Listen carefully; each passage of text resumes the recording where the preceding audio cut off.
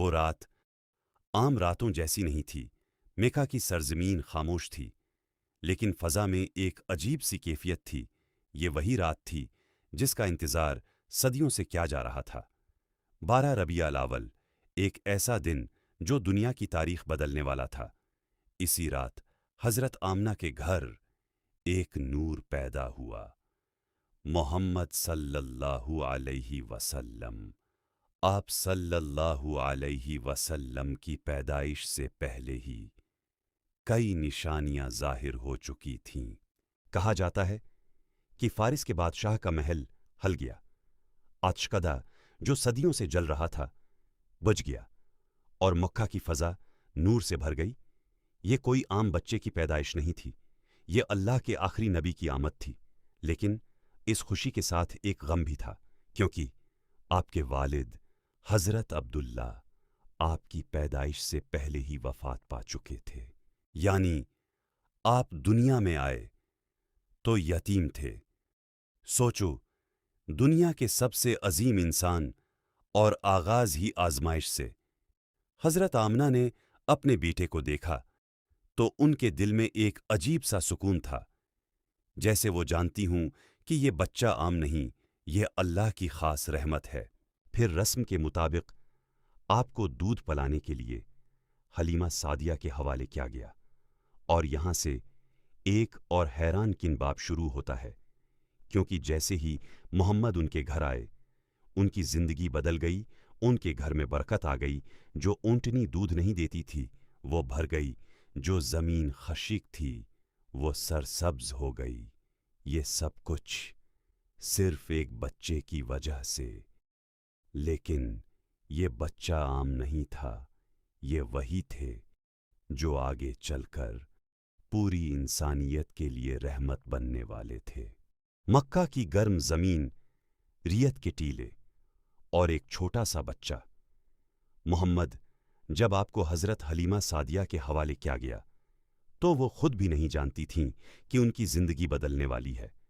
شروع میں وہ ایک کمزور اور خشک سالی کا شکار گھرانہ تھا، نہ کھانے کی فراوانی، نہ جانوروں میں طاقت۔ لیکن جیسے ہی محمد ان کے گھر آئے، سب کچھ بدل گیا۔ وہی اونٹنی جو پہلے دودھ نہیں دیتی تھی اب بھر گئی، وہی بکریاں جو کمزور تھیں اب تندرست ہو گئیں، اور سب سے بڑھ کر ان کے گھر میں سکون آ گیا۔ یہ سب کچھ کسی عام بچے کی وجہ سے نہیں ہو سکتا تھا، یہ اللہ کی خاص برکت تھی جو محمد کے ساتھ آئی تھی۔ حضرت حلیمہ اکثر سوچتی تھیں، یہ بچہ کچھ خاص ہے۔ آپ کا بچپن بہت پاکیزہ اور صاف تھا، نہ کبھی جھوٹ، نہ کبھی شرارت، ہمیشہ سچائی، ہمیشہ سکون۔ پھر ایک دن ایک ایسا واقعہ پیش آیا جس نے سب کو حیران کر دیا۔ محمد دوسرے بچوں کے ساتھ کھیل رہے تھے۔ اچانک 2 سفید کپڑوں والے فرشتے آئے۔ انہوں نے آپ کو زمین پر لٹایا اور آپ کا سینہ مبارک کھولا، دل نکالا اور اسے پاک کیا، پھر اسے واپس رکھ دیا۔ یہ واقعہ شق صدر کہلاتا ہے۔ یہ کوئی عام واقعہ نہیں تھا، یہ اس بات کی نشانی تھی کہ محمد کو خاص مشن کے لیے تیار کیا جا رہا ہے۔ جب حضرت حلیمہ کو یہ بات معلوم ہوئی تو وہ گھبرا گئیں اور فوراً آپ کو واپس حضرت آمنہ کے پاس لے آئیں۔ لیکن یہ تو صرف آغاز تھا، کیونکہ آگے آنے والی زندگی مزید آزمائشوں اور عظمت سے بھری ہوئی تھی۔ یہ واقعہ صحیح احادیث میں آتا ہے، صحیح مسلم میں ذکر ہے کہ نبی نے خود فرمایا کہ فرشتے آئے، انہوں نے میرا سینہ کھولا اور میرے دل کو پاک کیا۔ وقت گزرتا گیا، محمد آہستہ آہستہ بڑے ہو رہے تھے، لیکن زندگی آسان نہیں تھی، کیونکہ بچپن ہی سے آزمائشیں ساتھ تھیں۔ جب آپ کی عمر تقریباً 6 سال تھی، حضرت آمنہ نے سوچا کہ اپنے بیٹے کو مدینہ لے جائیں تاکہ وہ اپنے والد کی یادگار جگہ دیکھ سکیں اور اپنے رشتہ داروں سے مل سکیں۔ یہ سفر ایک ماں اور بیٹے کے لیے خاص تھا۔ مدینہ کی گلیاں، رشتہ داروں کی محبت، سب کچھ خوبصورت تھا، لیکن واپسی کا سفر ایک آزمائش لے کر آیا۔ راستے میں ابوا نامی مقام پر حضرت آمنہ بیمار ہو گئیں اور پھر وہ اس دنیا سے رخصت ہو گئیں۔ یہ لمحہ بہت دردناک تھا۔ ایک چھوٹا سا بچہ جو پہلے ہی باپ سے محروم تھا، اب ماں کی محبت سے بھی محروم ہو گیا۔ سوچو، وہ بچہ جو دنیا کا سب سے عظیم انسان بننے والا تھا، اس کا بچپن کتنی آزمائشوں سے گزر رہا تھا۔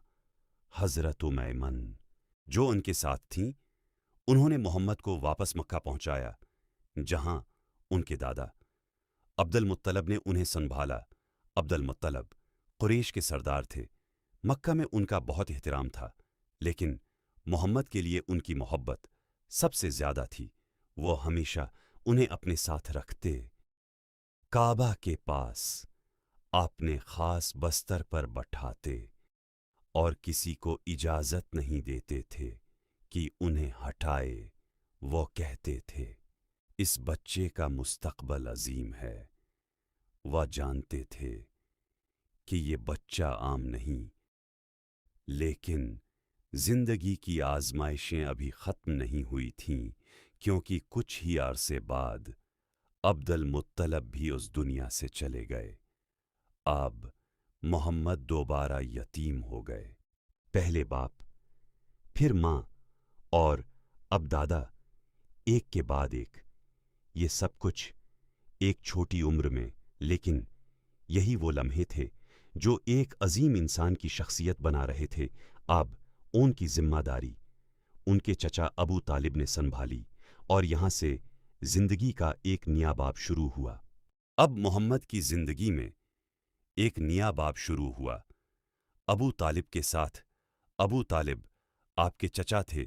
وہ امیر نہیں تھے، بلکہ سادہ اور مشکل زندگی گزار رہے تھے، لیکن محبت میں کبھی کمی نہیں آنے دی۔ انہوں نے محمد کو اپنے بچوں کی طرح رکھا، ان کی حفاظت کی، ان کی پرورش کی، اور ہر مشکل میں ان کے ساتھ کھڑے رہے۔ محمد بھی بچپن سے ہی مختلف تھے۔ وہ نہ کبھی جھوٹ بولتے، نہ کسی کو تکلیف دیتے، ہمیشہ سچ، ہمیشہ نرم لہجہ۔ لوگ حیران ہوتے تھے، اتنی کم عمر اور اتنی سچائی۔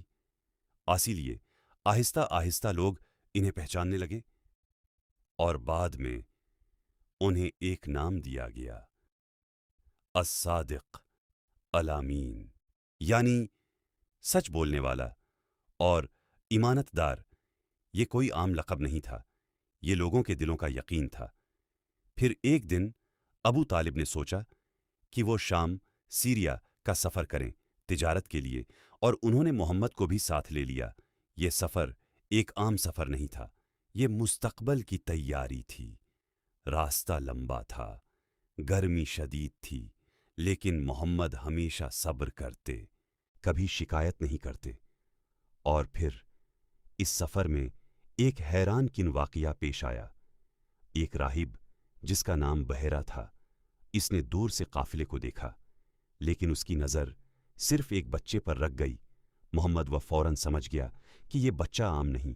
کہا جاتا ہے کہ اس نے بادل کو دیکھا جو صرف محمد پر سایہ کر رہا تھا۔ یہ ایک نشانی تھی۔ راہب نے قافلے کو روکا اور ابو طالب سے کہا، اس بچے کو واپس لے جاؤ۔ یہ آنے والے وقت میں بہت بڑا مقام حاصل کرے گا اور دشمن اس سے حسد کریں گے۔ یہ سن کر ابو طالب گھبرا گئے اور فوراً محمد کو لے کر واپس مکہ آ گئے۔ یہ واقعہ ایک اور نشانی تھا کہ محمد کی زندگی عام نہیں تھی۔ ہر قدم پر اللہ کی حفاظت تھی، ہر موڑ پر ایک خاص مقصد تھا، اور یہی بچپن آگے چل کر پوری انسانیت کے لیے رہنمائی بننے والا تھا۔ وقت گزرتا گیا۔ محمد اب بچپن سے نکل کر جوانی کی طرف بڑھ رہے تھے، لیکن آپ کی زندگی کا انداز اب بھی ویسا ہی تھا، سادگی، سچائی اور امانتداری مکہ کے لوگ اب آپ کو پہچاننے لگے تھے۔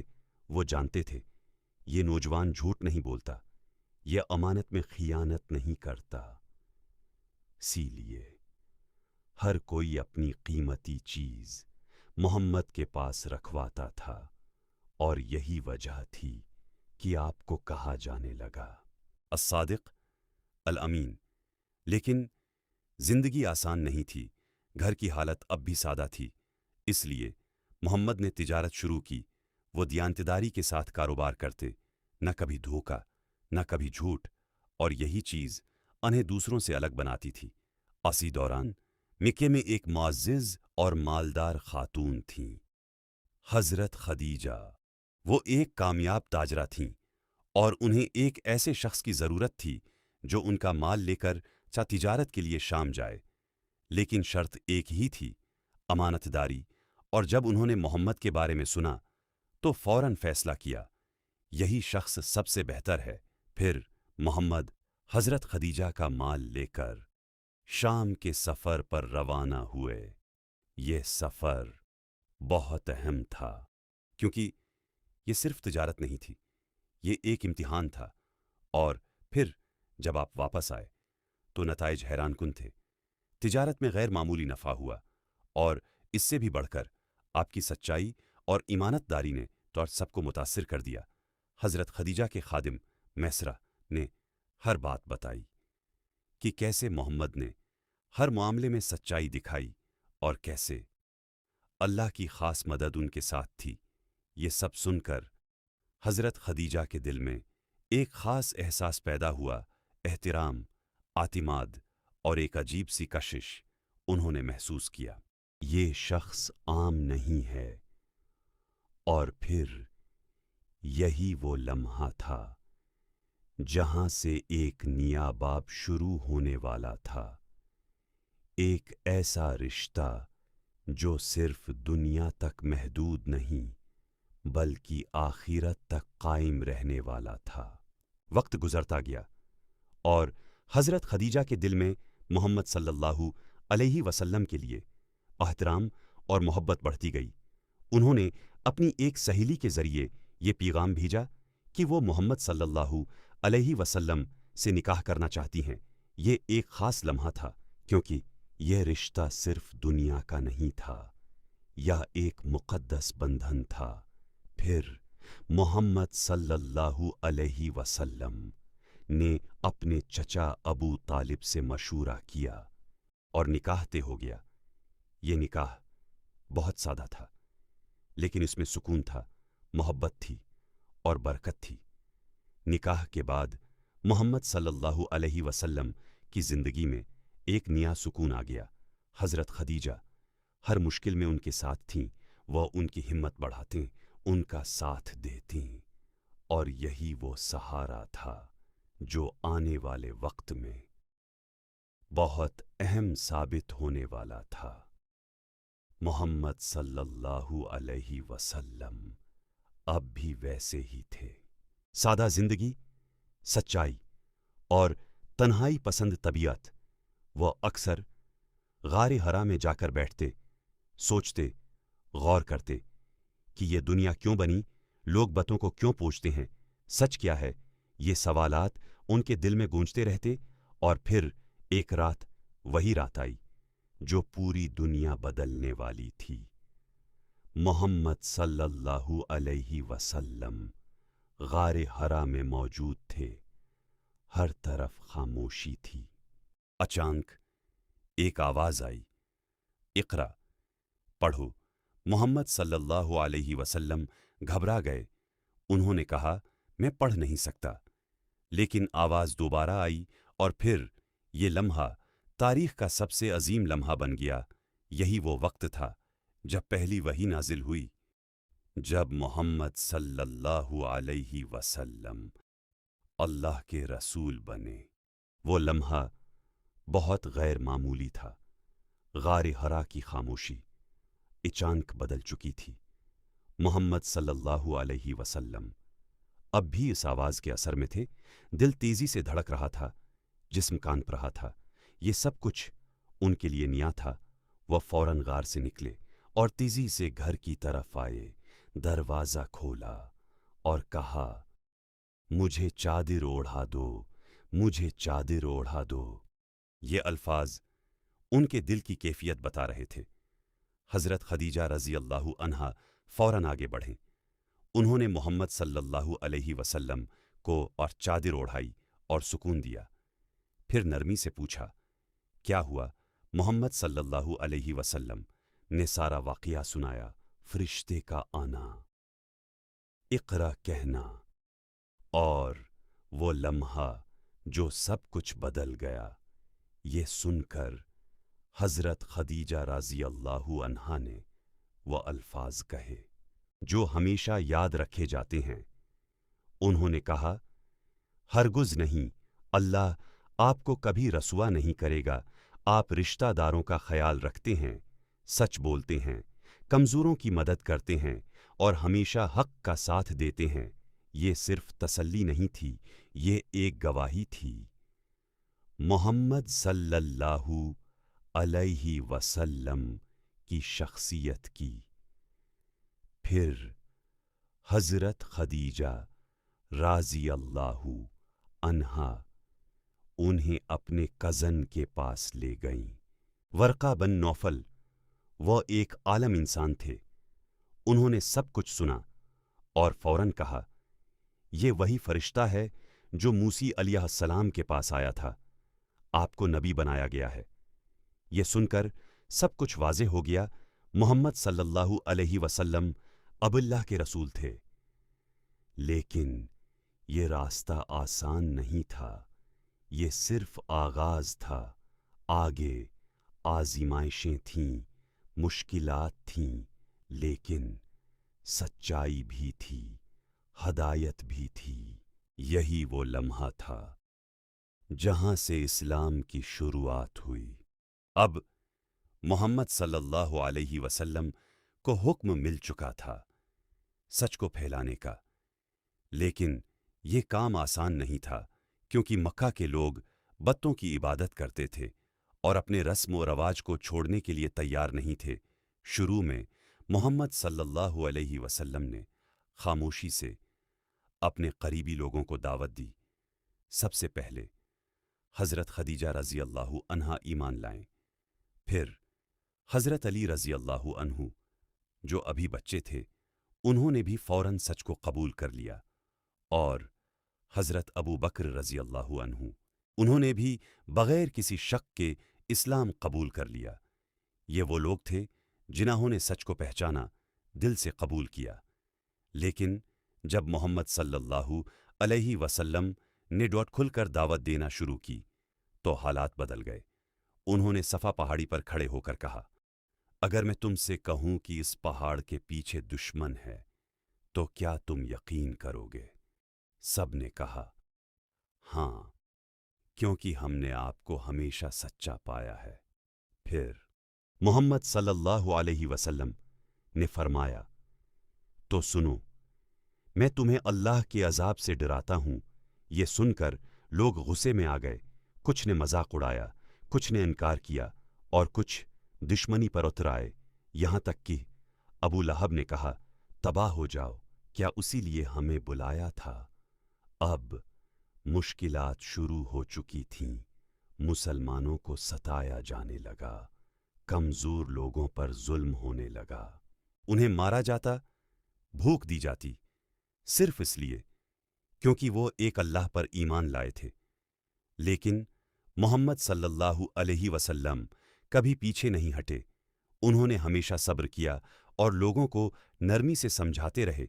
यही वो वक्त था जब सच्चाई और झूठ का मुकाबिला शुरू हुआ। ये रास्ता मुश्किल था, लेकिन यही वो रास्ता था जो पूरी दुनिया को बदलने वाला था। अब हालात और ज्यादा सख्त हो चुके थे। मिका की गलियों में एक अजीब सा माहौल था। जो सच के साथ था, वो निशाना बन रहा था।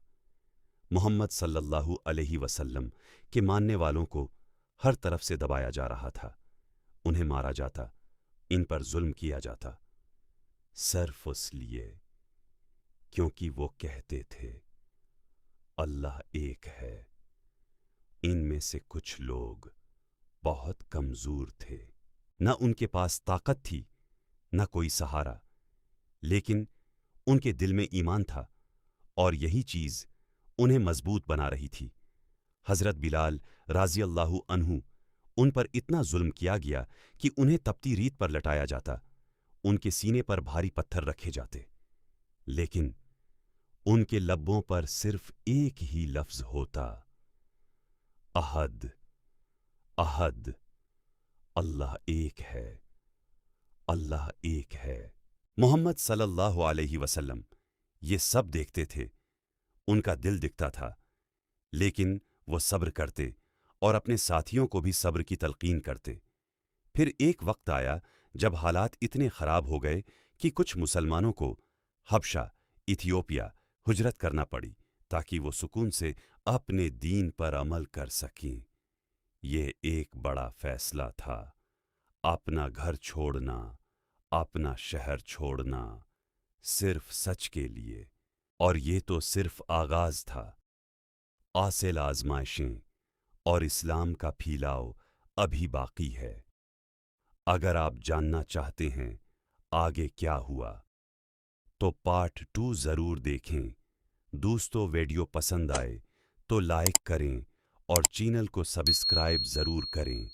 اللہ حافظ۔